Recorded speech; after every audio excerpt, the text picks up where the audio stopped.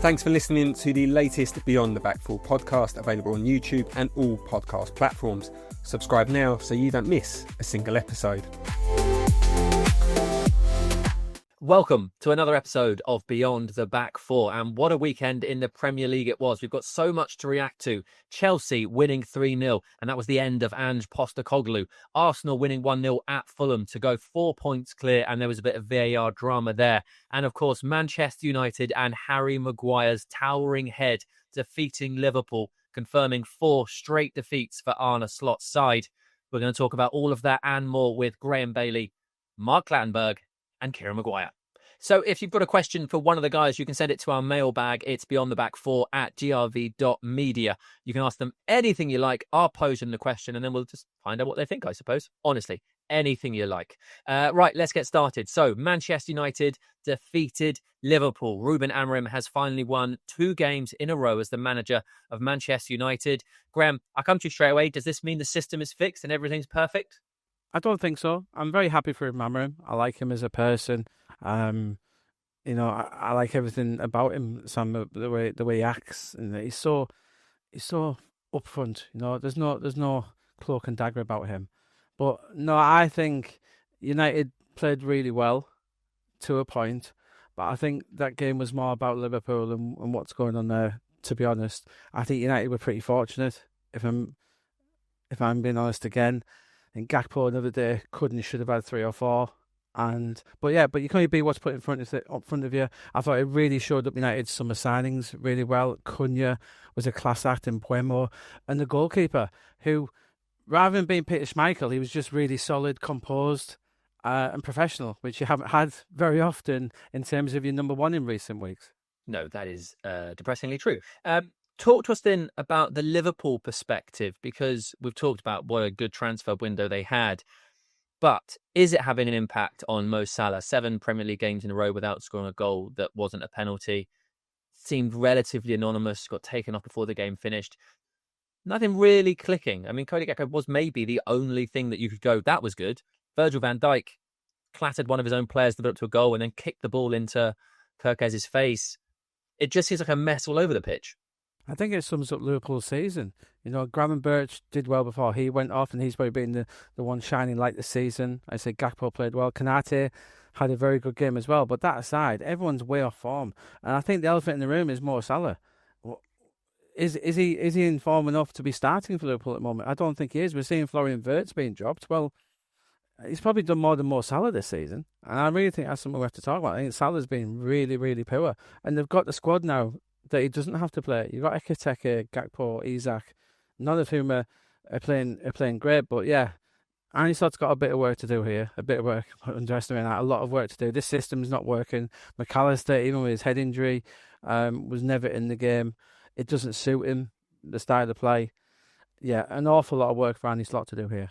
Kieran, from a boardroom perspective, from a financial perspective, what kind of impact does a result like this have, where it's maybe the most famous game in the country? United haven't won at Anfield since 2016. Does the United board relax a little bit? Do they start going, okay, good, this will last a while. Even if we lose to Brighton, this will last a little bit.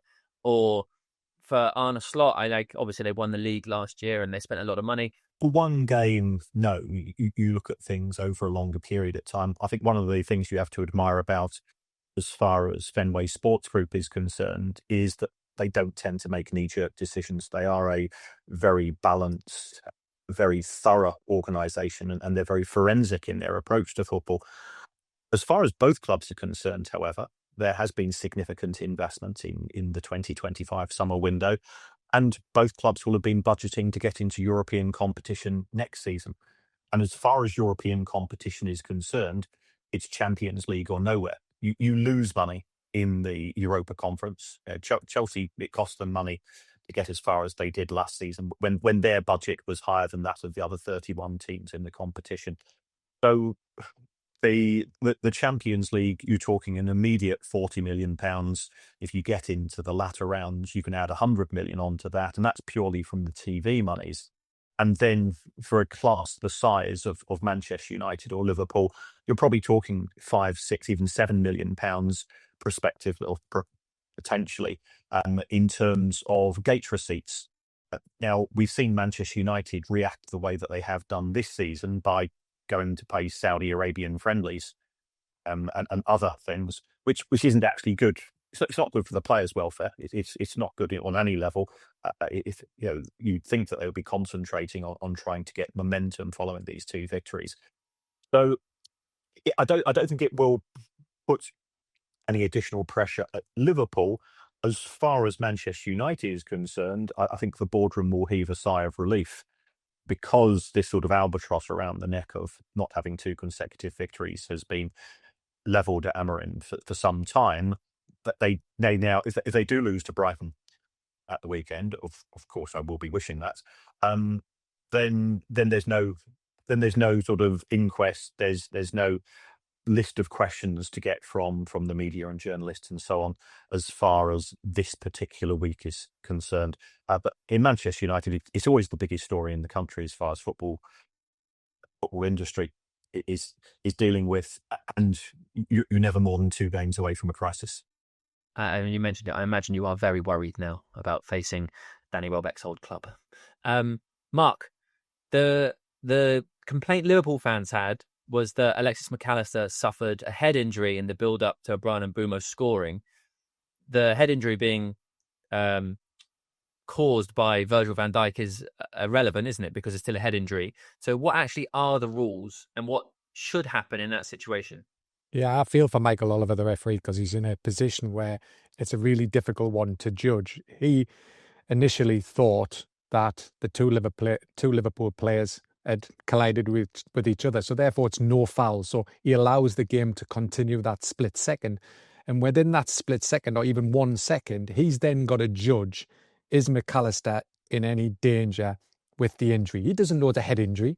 He's just looking at the play. And what we've seen and I've certainly seen it in other matches this season, players are going down, holding their head when it's not even their head. So it's a really difficult one for the referee to stop initially. If it goes out and it's in the midfield area, it's very easy for the referee to blow. It's in the middle of the pitch. It's in a neutral zone. Therefore, it's simple. This one is not so simple, because within 1 or 2 seconds, Manchester United are breaking and Liverpool are exposed at that point. If he blows that whistle when Manchester United are on the edge of the penalty area, which was maybe 2 or 3 seconds after the initial collision, this would have been more controversial than not blowing that split second. Because when the goal's gone in, Michael Oliver's gone back to the player and immediately he's brought the trainer on. And then, the club have to go through the protocol of concussion, making sure that the player's welfare and his safety is utmost. But Michael Oliver has that window of split second to make that judgment call. And when you've got that judgment call and a team's breaking, it's very, very difficult to blow at that moment. And I think you're hoping that the goal doesn't score and it goes out for a goal kick and you can come back. It's only controversial because a goal was scored, but it's certainly not Michael Oliver's fault. And it wasn't Manchester United's fault that them two players made that collision. So for me, because it's no foul, that Michael Oliver is blameless in this situation. I'm going to peel back the curtain on the podcast a little bit, because before we were recording, Graeme asked you about the concussion protocols. It's super interesting. Could you just explain what they are and how that works? Yeah, what I'm led to believe, unless something's drastically changed over recent times, the doctors are certainly watching. One doctor's watching on a monitor so they can see. Because what you have is the physios and you've got a doctor inside the technical area, but they sometimes haven't got access to the monitor. But there is a doctor looking at the monitor to see if the player has been concussed, he's been knocked out, and therefore this gives an opportunity for the protocol to come in place where the player has lost consciousness, then the player's automatically removed from the field of play and won't play any further part in the match. But if they don't believe from that video evidence that the player hasn't suffered or hasn't been knocked out, or he hasn't suffered a moment of lapse, or they'll ask him a series of questions, and them questions could be, what's the score, what's the time of the game, who you're playing. All of these questions is to work out, is the player fit to continue if they don't believe that he suffered concussion. I think if Liverpool felt McAllister had had concussion, then the player shouldn't have played any further part in the game. And there can be an argument, did it affect the rest of his performance during the game? Maybe it did, but that's got nothing to do with a match official. That's got nothing to do with Michael Oliver. That's the football club dealing with their own player. And just to make sure we're dotting all the I's and crossing all the T's, Liverpool fans also wanted a penalty for handball on when Amad Diallo blocked a cross. Just want to check if you thought that was a penalty. I never thought it was at the time, and I've watched it many times. Again, it's just, the arms are in a natural position. Yeah, what he tries to do, he tries to say the referee had hit his chest, which that winds me up, because what the player's saying is, it's hit my chest. It didn't hit his chest. It actually hit his arm, but he's turning away and his arms were quite close to his body. And what we've got to understand in the Premier League is they seem to have a higher threshold for handballs. And people either like it or hate it, but we're getting less and less handballs when the ball strikes the arm. And I'm quite happy with that. Yes, there will be a point where there will be a bit of controversy because a one is given. But in general, I believe that the Premier League have handball, the law on handball, much, much better.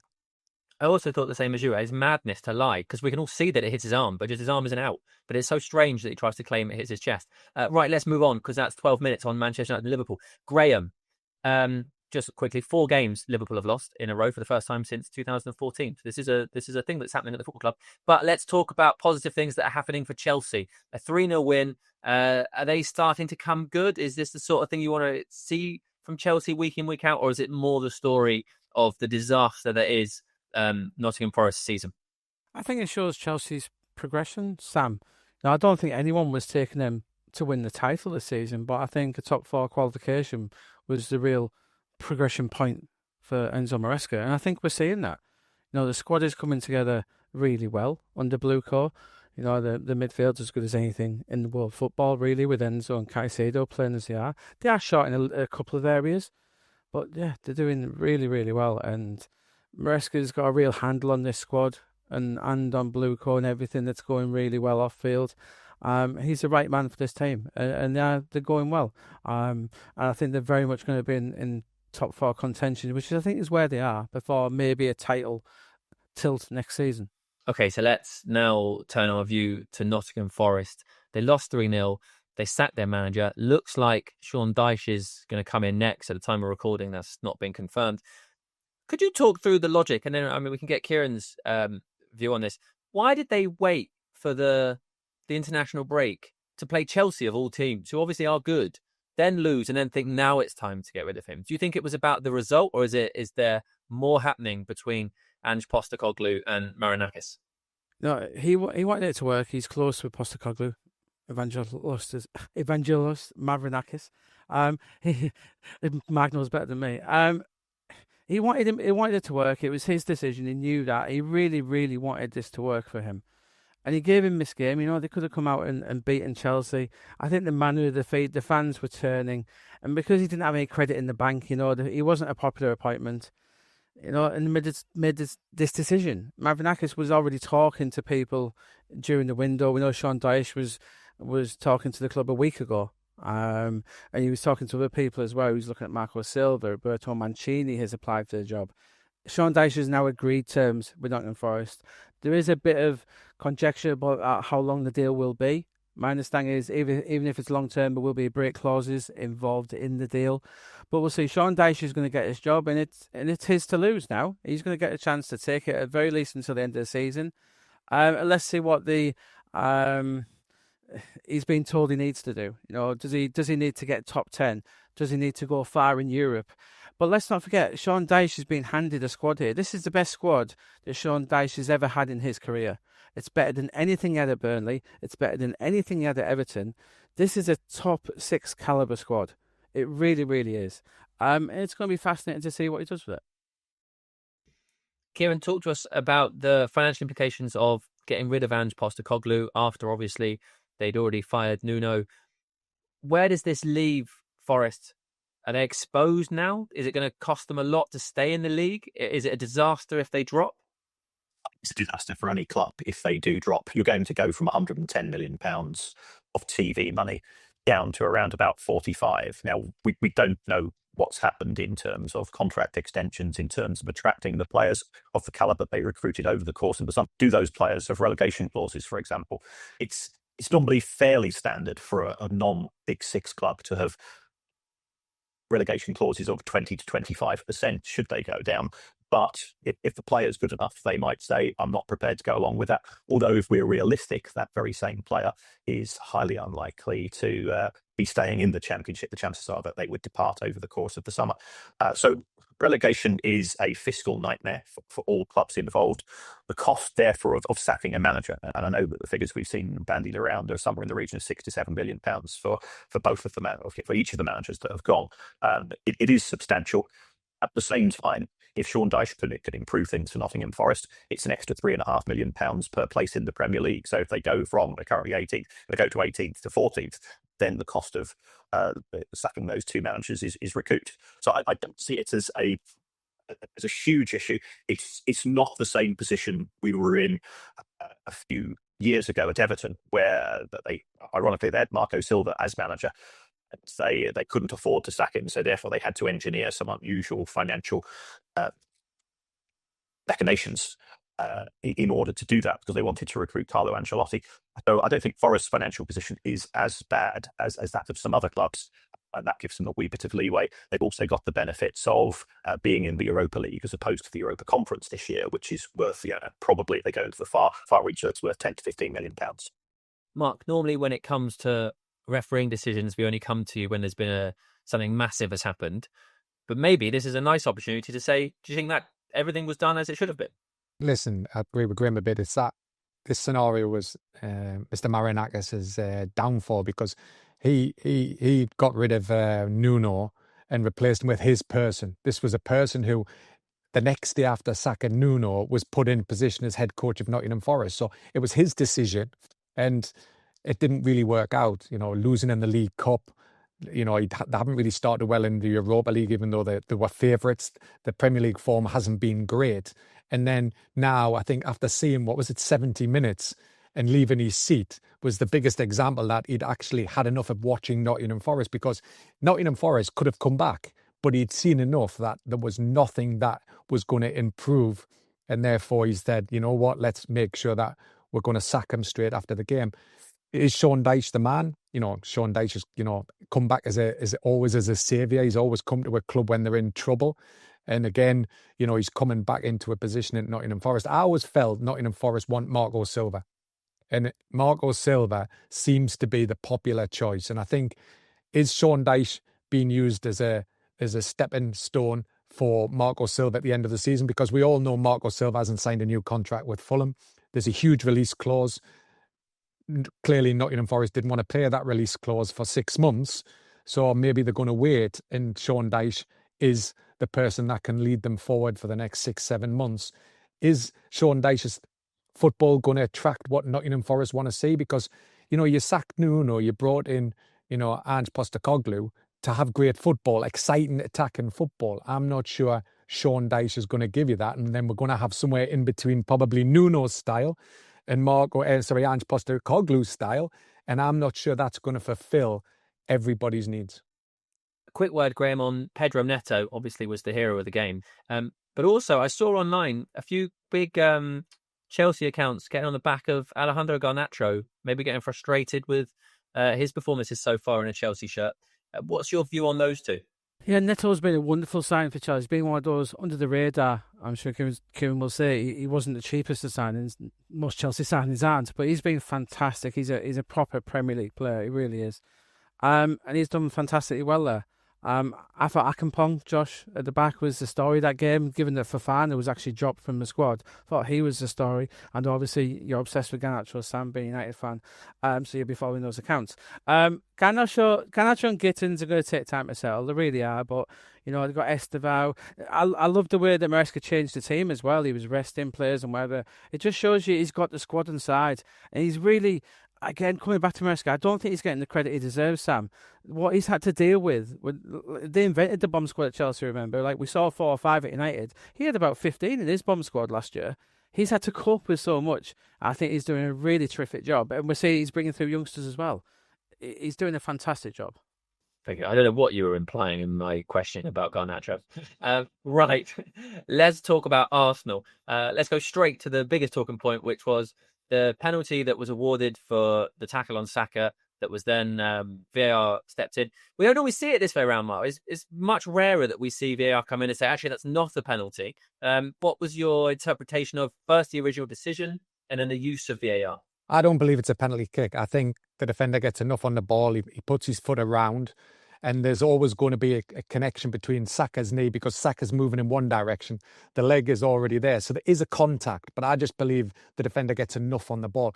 What I'm confused at, once that Anthony Taylor awarded the penalty, I didn't think this would be overturned because PJ Well came out at the start of the season, made a statement and said, we will not re-referee the match. We will only come in and interfere if there's a clear and obvious error.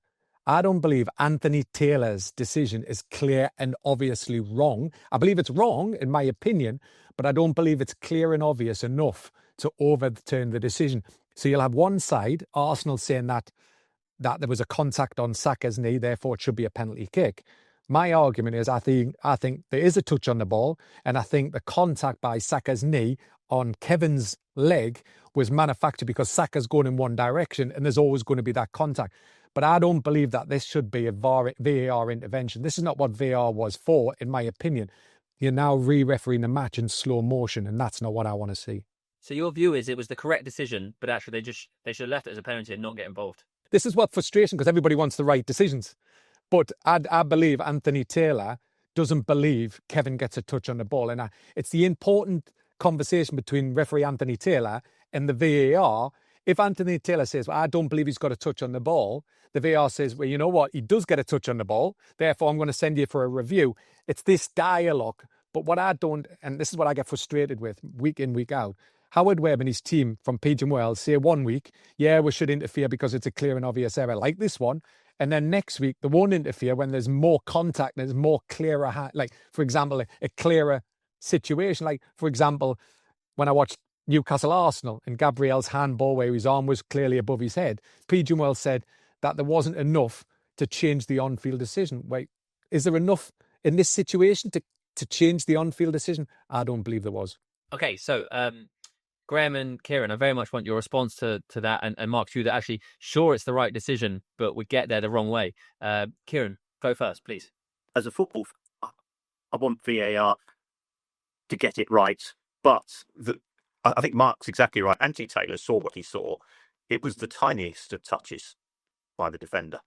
So I think that, if that was in park football, everybody would have said it was a pen. Now, I know we have a higher threshold at Premier League level. And also, there are financial implications to this, because I am now aware of some lawyers saying that if a club is relegated, they might go through decisions which have been made. And if those decisions are not 100% correct, then does that football club have a claim against either the Premier League or PGML or the referee? And there are financial implications as a consequence of this. But yeah, as a fan, I'm exactly the same position as Mark. Ref gives what they see. And also going back to what we saw earlier with the McAllister issue, I have huge sympathy for Michael Oliver, because football players are being coached to cheat as far as head injuries are concerned. And they are the problem, not the referee. Graeme, I want your opinion, but just quickly, I want Mark to respond to Kieran's suggestion that lawyers are coming for you. It's interesting because this happened a lot in Greece. Referees had lawsuits week in, week out when a club had been wronged. Olympiacos, Panathinaikos, PAOK, all of the teams put lawsuits against the referees. But it can't go anywhere because I think there was a court of Lucerne, maybe in a Swiss court, which challenged a referee's call and said it was completely wrong and therefore there should be a financial implication. And it was thrown out on the basis of the only way a referee can be sued is that he was like match fixing or creating a criminal act which affected his decision making. And there's no way we can say the referees in the Premier League are being match fixing. It's because they're either incompetent or they just haven't got a perfect angle, or it's subjective. So all of this would come under the courts, which has had a previous case, and it went in the favour of referees, that referees are protected under the law, that they can make a judgment free And, even if they get it wrong, there's no financial implication, because you remember, just quickly, if a referee is sued, you will have no referees, because I'm telling you now, most referees would say, you know what, I'm not going to put myself in that position and be subject to legal action, having to pay for my own lawyer, having to protect my image and my credibility to be in this way. And I don't think any referee in the world would put himself in that position if they knew that. No, more than fair. Graeme, happy with the VAR intervention, or like Kieran, would you rather not see it? Yeah, I think they got the right decision, but I see what Mark's saying in terms of them doing that. I would like to get Mark's opinion as well. I thought the refereeing decision of the weekend was Jared Gillette in the Bournemouth Palace game, where he went over to the screen, and it was fascinating, wasn't it? Because all the Bournemouth players and fans were like, oh, we know what's coming here. And he stuck to his decision. I thought that was absolutely brilliant. And I think he got it right. But I thought that was a real, even in the commentary, everyone was like, wow, we've never seen that before. It was a fantastic decision. Yeah, and I want this more. Why should we have the impression that because the referee's going to the on-field monitor that he's going to change his decision? I just wish it would happen a bit quicker. I like rugby union. I love rugby union, the way they communicate, they watch it together, they're talking together, everybody can hear it, and then they come out with a conclusion. And it would be lovely and great to hear Jared Gillette speaking about it, what he was speaking to the VAR, not when he comes back and he presses the button, I have not to give this because of this reason. This is too stereotyped. I want to hear him have a full conversation. And you know what? Not like a friend in a pub. I'm talking as two professional individuals, like you see in rugby union, and it would be brilliant to hear what he had actually said, and he would be applauded because it was the decision of the weekend. We don't have loads of time left, so actually, here's what we're doing before we go. Mark and Kieran, we haven't once mentioned Newcastle-Brighton. Would either of you like to share any thoughts? I mean, it was a good goal. It was a very special goal. But you know what? Danny Welbeck is like the bane of Newcastle's lives, and because he's played for Sunderland, it makes it even worse. Danny Welbeck walks on water, as far as I'm concerned. He's also a thoroughly nice guy. Yeah. Anybody who's ever met him will agree. I think the match, I think, has been a manifestation of this season. I've not seen a fantastic team in 25-26, and I've not seen an appalling team. Every match I've been to has been close, and it's one team's taken their chances and another team hasn't. I think we could be in for one of the tightest title run-ins, and also perhaps one of the tightest relegation run-ins if this form is maintained, because nobody's looking outstanding and nobody's looking dreadful. What a way to end it. Nothing but anticipation for the rest of the season. So there it is. Graeme, Mark, Kieran, thank you all so much. Chelsea win. Postecoglou loses his job. Manchester United defeat Liverpool. Of course they do. Harry Maguire, the hero again. And Arsenal continuing their march towards the title. If you want to get involved, send us a message to the mailbag. It's beyondtheback4@grv.media. And we'll see you on the next one. Thanks for listening to the latest Beyond the Back Four podcast, available on YouTube and all podcast platforms. Subscribe now so you don't miss a single episode.